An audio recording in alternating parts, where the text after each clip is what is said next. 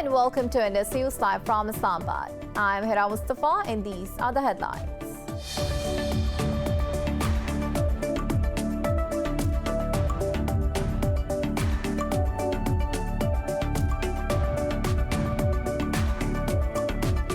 The Taliban claim to have seized the Sange-Atish district of Afghanistan's northwestern Badghis province. A Taliban spokesperson said more than 100 government soldiers have also surrendered. The government has not yet commented on the Taliban's claim.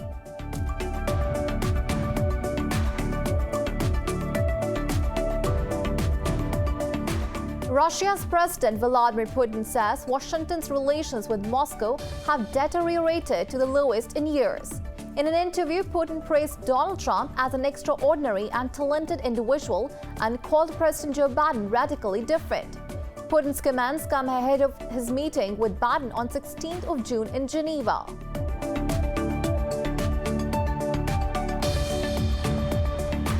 The United States has announced $150 million in military aid to Ukraine. The Pentagon said the aid will include counter-artillery radar, electronic warfare equipment, counter-drone technology, and medical equipment. Meanwhile, 5 Russia-backed separatists and 1 Ukrainian soldier were killed in shelling at the eastern border.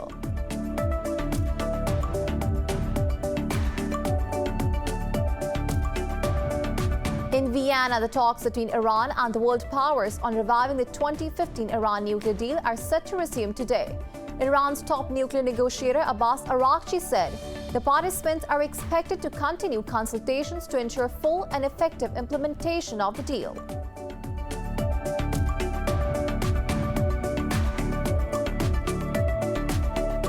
In India, the daily death toll from COVID-19 has crossed 4,000 once again, with more than 84,000 infections overnight. Meanwhile, in Pakistan, 57 people have lost their lives to the virus, while almost 1,200 tested positive in the past 24 hours.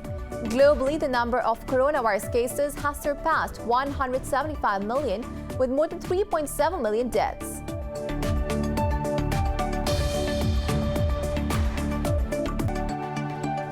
Well, those were the headlines. News in detail coming after the short break. Stay with us.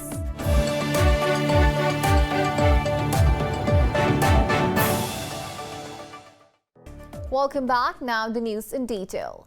The Taliban claim to have seized the Sange-Atish district of Afghanistan's northwestern Badghis province.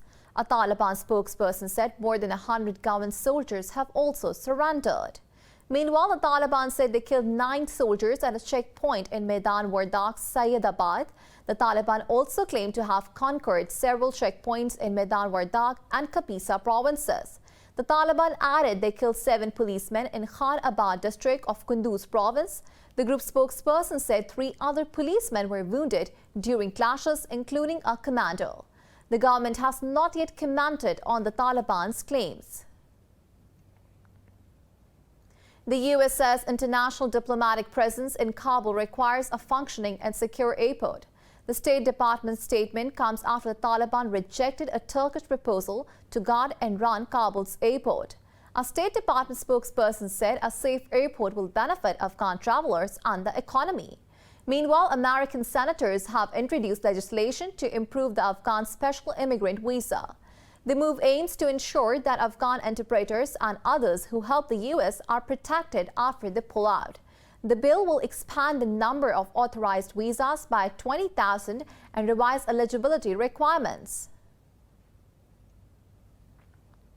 Russia's President Vladimir Putin says Washington's relations with Moscow have deteriorated to the lowest in years. In an interview, Putin praised Donald Trump as an extraordinary and talented individual and called President Joe Biden radically different. Putin said that he expects Biden to be less impulsive than Trump in his decisions. Putin also said he was not worried about Biden's words about him when asked about the U.S. president's killer comment. The Russian president said Biden's comment was a part of macho behavior, common in Hollywood and in U.S. politics, but uncommon in Russia. Putin's comments come ahead of his meeting with Biden on 16th of June in Geneva. The U.S. has announced $150 million in military aid to Ukraine.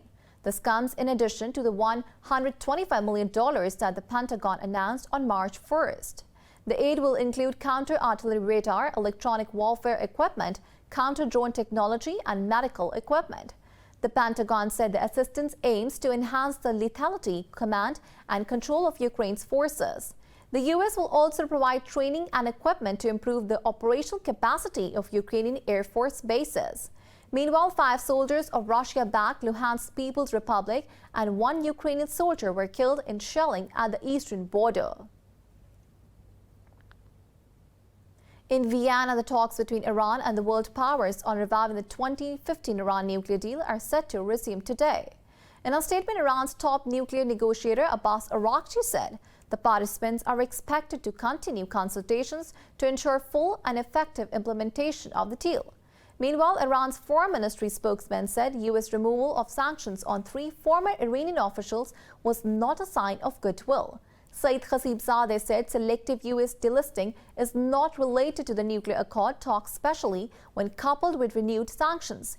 He called on Washington to effectively and verifiably remove sanctions, reiterating one of Iran's main demands in the Vienna talks. Iran has regained voting rights in the UN General Assembly after Washington enabled Tehran to use its funds frozen in South Korean banks. Iran, with a few other nations, lost its voting rights at the Assembly over the non-payment of some 65 million dues to the UN operating budget. UN spokesperson Farhan Haq said Tehran has now paid the minimum amount of some $16 million needed to regain its vote. Meanwhile, Iran's UN ambassador Majid Takhravanchi said illegal U.S. sanctions prevented Iran from paying dues to the UN. In India, the daily death toll from COVID-19 has crossed 4,000 once again, with more than 84,000 infections overnight. Globally, the number of coronavirus cases has surpassed 175 million, with over 3.7 million deaths. More in this report. U.S. officials have warned that dangerous COVID-19 variants could remove gains against the pandemic. This comes as the U.S. Food and Drug Agency said Johnson & Johnson must throw away millions of its vaccine doses manufactured at a problem-plagued factory, while Brazilian health authorities are mulling an extension in the expiry date of a batch of 3 million the Johnson & Johnson jabs. In Venezuela, mismanagement at vaccination centers has upset citizens, forced to wait for hours in long queues. This is really unfair. They are combining breakfast and lunch because a lot of people are coming since 1 in the morning and it could be till 11 a.m. and we are still here. We don't even know if they are going to give us the vaccine. With the lack of the food each day, we don't know if we'll just faint. There's also no assurance that all the people here are even going to get vaccinated. Over in Europe, Russia reported the highest number of daily coronavirus infections since late February, while new data shows that coronavirus cases in England are rising at their fastest rate since the winter wave. This comes as a U.S. agency raised significant concerns about rapid COVID-19 tests on which the UK based its multi-billion-dollar mass testing program. In a scathing review, the agency suggested that the tests should be thrown in the bin. Meanwhile, Europe's drug regulator has identified another very rare blood condition as a potential side effect of AstraZeneca's vaccine. The agency said it is looking into cases of heart inflammation after inoculation with all coronavirus shots. Pakistan has recorded 57 new deaths from COVID-19 in the past 24 hours. The Health Ministry says the tally of fatalities has surged to 21,633. The ministry has recorded nearly 1,200 new infections overnight. It said the total number of infections is approaching 940,000, with over 875 recoveries. There are over 42,000 active cases in the country at present. Over 2,700 of them are critical. Jordanian Army Chief has lauded the professionalism and sacrifices of Pakistan's army in fight against terrorism. The development came as Pakistan's Chairman Joint Chief of Staff Committee, General Nadeeb Raza, called on Major General Yusuf Ahmed Al-Hanaiti in Jordan. During the meeting, the dignitaries deliberated upon security, defense cooperation, and prevailing racial environment. Both sides dilated upon measures to enhance the level and scope of military engagements. General Nadeem Raza awarded Jordan's highest military award, the Order of Military Merit of the First Grade, on behalf of Jordan's president. Earlier, upon arrival, he was presented Guard of Honor by a contingent of Jordanian Air Force.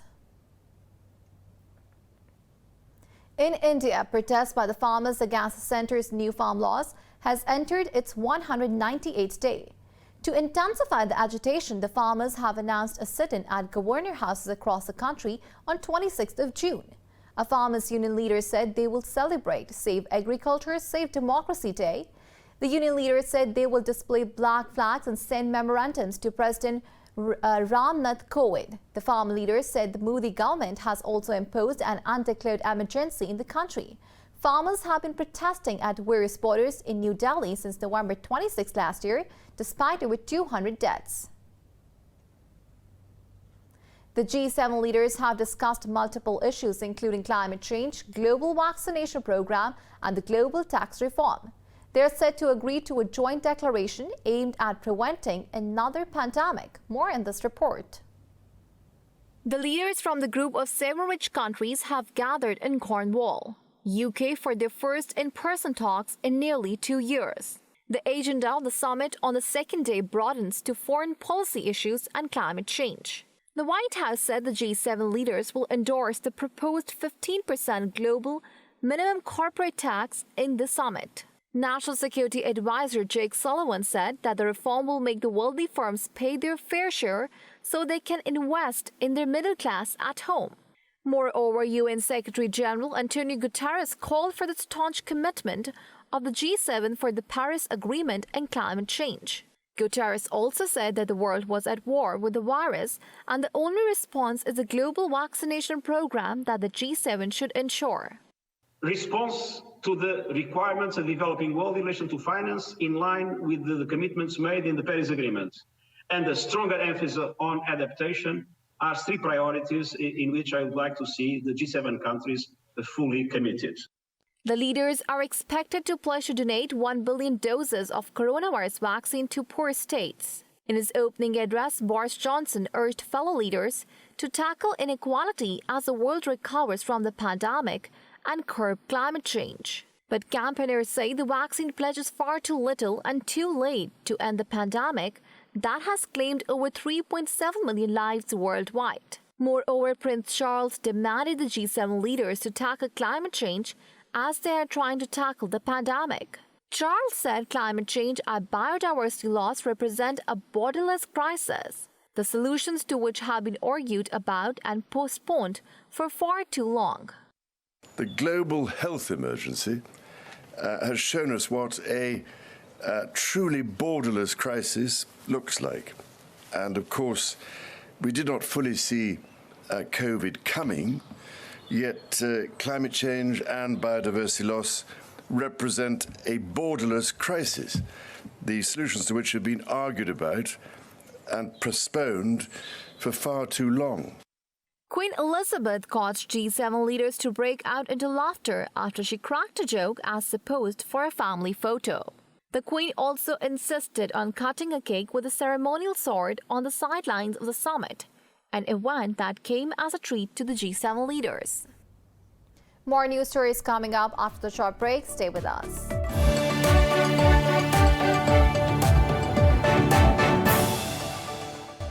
Welcome back. Mali has announced a new government with army figures retaining key roles. This comes after Colonel Assimi Goita was named transitional president with a civilian as his prime minister. The transitional government announced it had restored Colonel Sadio Camara as defense minister. His removal from office was one of the factors that led to a coup that toppled President Barnadal last month. Camara was one of the leaders of an earlier coup in August last year that ousted then President Ibrahim Boubacar Keita. Colonel Daoud Ali Mohammedin has been appointed Security Minister and Modibo Kone Environment Minister. The new Israeli government, set to end Benjamin Netanyahu's 12-year tenure as premier, has signed its final coalition agreements. The coalition is set to focus on economic issues rather than diplomatic issues such as the Israeli-Palestinian conflict. Netanyahu will be succeeded on Sunday by a coalition that includes, for the first time, a party from Israel's Arab minority. Under a power-sharing agreement, Naftali Bennett of the Yamina party will serve as Prime Minister for 2 years. Earlier, Bennett vowed to bring an end to two and a half years of political crisis plaguing Israel. The UN General Assembly has elected Albania, Brazil, Gabon, Ghana, and the UAE to the Security Council. The 2-year term begins on 1st of January 2022. All 5 countries ran unopposed for a spot on the 10-member, non-permanent part of the Council. They will replace Estonia, Niger, St. Vincent, and the Grenadines, Tunisia, and Vietnam. To ensure geographical representation, seats are allocated to regional groups. But even if candidates are running unopposed in their group, they still need to win 2/3 votes. The UN has accused Eritrean forces of deliberately starving people in the war-torn Tigray region of northern Ethiopia. In an interview, UN's top humanitarian official, Mark Lowcock, accused Eritrean troops of using food as a weapon of war. He said Eritrean and local fighters are blocking supplies to more than 1 million people. Earlier, UN agencies warned that more than 350,000 Tigrayans are living in famine conditions. Meanwhile, the US has voiced concerns about the environment in which the elections in Ethiopia will be held on June 21st. Washington urged politicians and other community leaders there to denounce violence. Thousands of Canadians have marched in support of a Pakistani-origin Muslim family killed in London, Ontario. 4 members of the family were killed in the terrorist attack, while an injured child remains hospitalized. People in London marched about 7 kilometers from the spot where the family was struck down to a nearby mosque. Similar events were also held in other cities in Ontario, which is Canada's most populous province. The suspect, Nathaniel Waldman, made a brief court appearance on Thursday and will return to court on Monday. He faces 4 charges of first-degree murder and 1 of attempted murder. The attack has sparked nationwide outrage with calls for action to curb hate crime and Islamophobia. Deforestation in Brazil's Amazon rainforest has risen for a 3rd consecutive month in May. Preliminary government data shows deforestation soared 67% from the same month last year.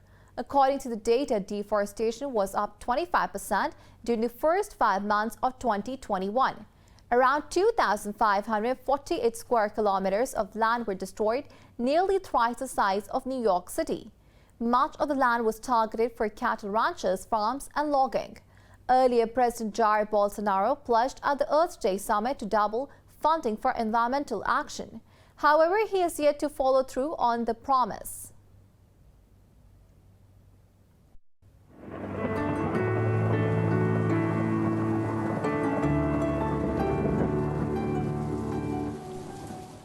Now it's time to have a look at the weather update across the globe.